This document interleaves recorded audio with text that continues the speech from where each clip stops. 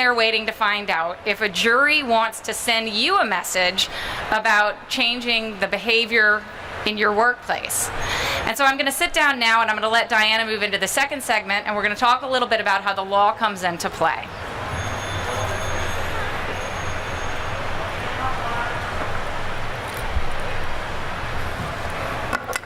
All right, so we're going to take a little bit of a look at the law, but I thought before we get there that it'd be interesting to start with some history first.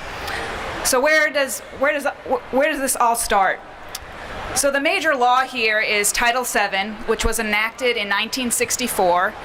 It protects against discrimination in employment based on certain protected characteristics. Among those are sex, race, color, national origin, and religion. And we're going to be focusing on the characteristic of sex today because this is a sexual harassment presentation. But interestingly enough, when Title VII was first enacted, it wasn't construed to cover any sort of harassment. That comes a lot later, which is why I have this case down here, the Barnes versus Train case. This case actually arose in the DC area, and it was the first real case to hit upon sexual harassment. In that case, Ms. Barnes, her job position was eliminated, and she contended that the reason for that was because her supervisor, she refused sexual advances from her supervisor. So after her job was eliminated, she went and she filed suit under Title VII, claiming it was a form of sex discrimination. The trial court said, no, Title VII doesn't extend to harassment. She appeals her case, and the appeals court reverses, and we have basically the first case of what we call under the law a quid pro quo, this for that. And this particular court recognizes that sexual harassment can be a form of sex discrimination, and Ms. Barnes ended up walking away with some money because of that. So that case really kind of sparked the EEOC, which is the federal agency responsible for enforcing Title VII, to come up with some guidelines in 1980. And through those guidelines, it makes clear that sexual harassment is a form of sex discrimination under Title VII. And it goes on to define what sexual harassment is, including sexual advances, requests for sexual favors, or any other sort of verbal or physical conduct that's based on someone's sex. But it's not until 6 years later, in 1986, where we have this Meritor Savings Bank versus Vincent case. Even though Title VII was enacted in 1964, this is the first time, this is over 20 years later, that it makes it to the Supreme Court. This is the first case that the Supreme Court deals with the issue of sexual harassment, and not only does it recognize the quid pro quo harassment that we saw in the Barnes case, but it says you can have hostile harassment in the workplace, and what we call today hostile work environment harassment. And that's, it's conduct, and it's not just because you refuse to engage in sexual favors or, sexual advances, but if you are being intimidated at work, comments are being made because of your sex, that's going to be protected under Title VII. So as we can see, the law is developing and we're getting more protections under Title VII. The next kind of segue that sexual harassment in the workplace takes is this 1989 case, Price Waterhouse versus Hopkins. And in this case, this is again a Supreme Court case. The court was presented with the issue of Ms. Hopkins. She used to work for Price Waterhouse, big accounting firm, as you might all know. And, she was a hard worker, but she didn't exactly fit what you thought maybe a woman should be like. She had a personality that some described as macho or masculine. She didn't tend to dress like a woman. She was a little bit crude. One of her supervisors, when she was coming up for partner, to help her, encourage her to make partner, kind of suggested, well, why don't you, put on some jewelry? Why don't you dress a little bit more like a woman? Grow your hair out a little bit more? Of course, she refused to do that, and twice she was denied partnership at Price Waterhouse. So she decided to quit after that, and she goes and files suit against them for basically discriminating against her because of her failure to conform to the idea of what a woman should be like. So the court takes up this issue, And it again basically expands that. It adopts that concept and says, you can not only be, harassed because you're not sleeping with your boss, or you're harassed because, you're not engaging in sexual conversations with me, but you can also be harassed because you're not dressing or looking how society expects either a man to be or a woman to be. I think even one of her supervisor said she should have taken a class in charm school or something. So the law is also expanding even further by 1989. But it's not really until 1991 with Anita Hill. I am very pleased to announce that I will nominate Judge Clarence Thomas to serve as Sorry, but I just want to give a background before that. For those of you who don't know, Anita Hill used to work for Supreme Court Justice Clarence Thomas, and she made allegations during his confirmation process that, that she was sexually harassed by him. He goes on to deny all the allegations, but this is just kind of a quick video that kind of give you some background on that.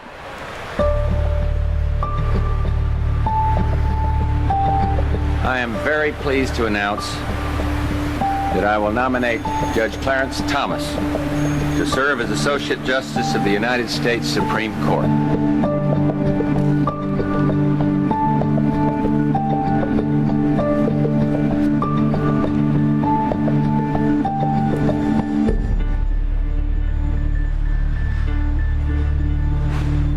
He talked about pornographic materials.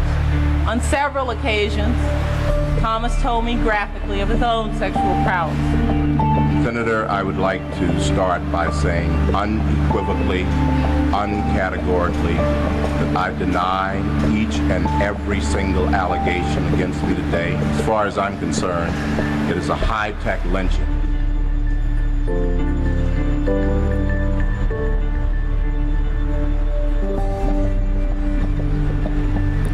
So as you can see, this case really brought sexual harassment to the forefront. It made employers really aware, and it really was a changing point in the movement. Even though the allegations in this case never, were substantiated, it was still very critical for the movement. The next big case we kind of have on sexual harassment is this OnCal case. This is another case that makes it up to the Supreme Court. In this particular case, you had a bunch of male workers who were working out on an oil rig, and some of them ganged up on another one and started making lewd comments. And these are all a group of heterosexual males, and doing some physical acts that were inappropriate in the workplace. And so the individual who was getting taunted, he left, he quit his job, and he filed suit against the company saying that he was being harassed based on his sex. The employer defended by saying, well, no, this was not based on his sex because his co-workers, they're all male, so he's not being harassed based on his sex. Well, the Supreme Court takes this issue up, and the Supreme Court decides that, yes, indeed, you can still be harassed based on your sex by people of the same sex. So this expands it to same-sex sexual harassment can still occur in the workplace.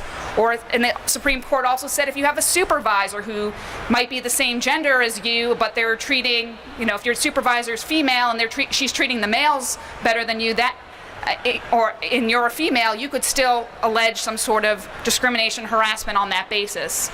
And the court also took it one step further, and it said, if you have a homosexual person and they are harassing another person and they are motivated by sexual desires, that will also be a form of harassment under the law. So we can see that, the boundaries keep getting pushed. Currently, in our jurisdiction here, sexual orientation is not a protected class under Title VII, but the EEOC, the agency that we've been talking about, they have come forward and they've said that it is a protected class. And there are other jurisdictions out there, some courts have found that it is. It is included under sex discrimination. So we're not there yet, but I think it's coming, and the EEOC is very persuasive, as we saw the Supreme Court has taken their guidelines and adopted them. So I think we're moving kind of in that direction, even though OnCal doesn't quite get us there. So kind of bringing this full circle, where are we now?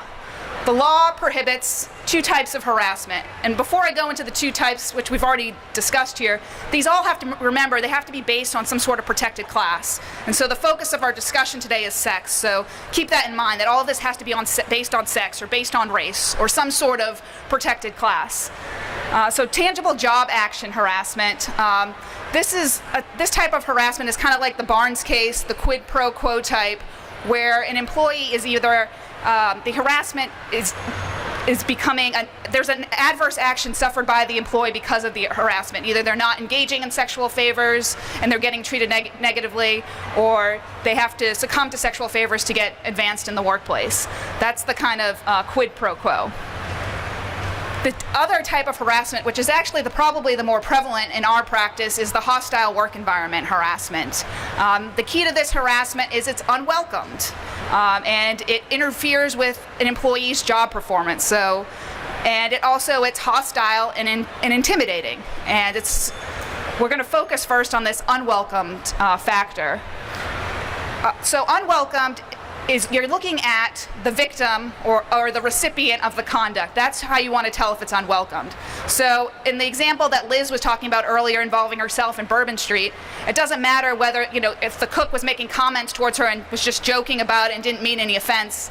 That doesn't matter. It matters, how did Liz feel? Did Liz feel that they were unwelcomed? If they do, then that, potentially, they might rise to the level of being, hostile. But you're really going to look at how the recipient is feeling. So the other thing is that the law creates defenses to employers in the workplace against sexual harassment claims, and part of that is having policies and having training. So it's very critical in the workplace to have policies and to have training on sexual harassment and other forms of harassment and discrimination. And the law treats supervisors and coworkers differently. So I'm going to focus on coworkers first. For coworkers, the first thing you want to do is you want to make sure you have some sort of policy in place prohibiting sexual harassment or discrimination, and you want to have a reporting mechanism in place so that employees can report anytime that they're feeling that they've been harassed or discriminated against. And it's important because as part of a defense to an employer, you can defend by showing that the employer did not know or should not have known of the harassment. Well, if you have a reporting policy in place and the employee doesn't take advantage of that, then you're sitting in a good position as an employer. And you also want to make sure that once the harassment is reported, that there's a procedure in place to investigate and conduct any sort of disciplinary action that might result. So simply having a policy is great, but you still want to make sure that you're having someone enforce that policy, because you can defend by showing that as an employer you took prompt remedial action to any sort of reported harassment. That's another good defense to an employer. For supervisors, it's a little bit different. Just having a policy in place is not going to protect the employer for harassment committed by supervisors. If the supervisor's harassment culminates in what the law calls a tangible job action, so whether you demote somebody, you cut their benefits, you cut their pay, you terminate them, you take any of these significant adverse actions against someone, and the harassment is part of that, the employer or the restaurant in this case is going to be strictly liable. It doesn't matter what you did, doesn't matter what policies you have. It would be an example like the Barnes case. The Barnes case, supposedly the supervisor fired her because she refused to sexual advances. That would be an example of the tangible job action that could impose strict liability. In other cases, though, if you don't have those circumstances where the tangible job action is taken arising from the harassment, the law provides the employer with this great affirmative defense. And element one of the affirmative defense is you want to show that you exercised reasonable care to prevent harassment in the workplace. So that's having the policies, having trainings, having your managers go to trainings. That helps establish that first element.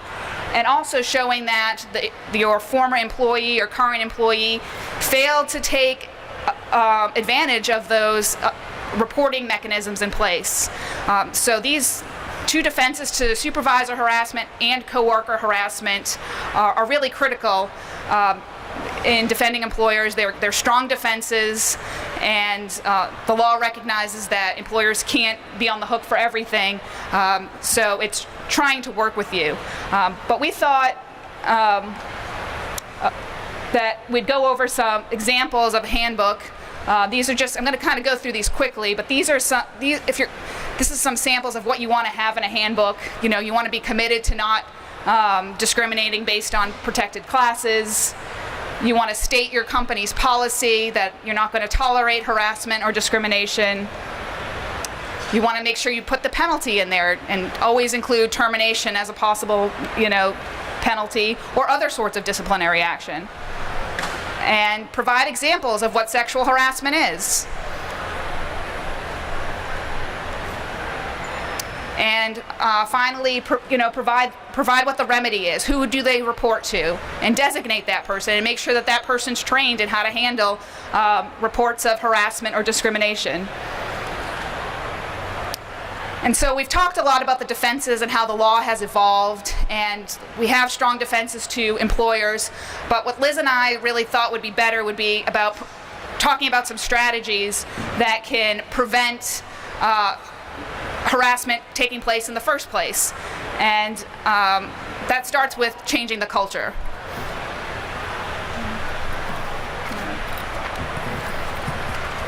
All right, so we're gonna keep to the time and just take a few more minutes of your time, but I'm going to talk about this first bullet, and this is really significant. So in the example I gave you earlier where I told you I went to the restaurant, there was no training, there was no handbook, nothing.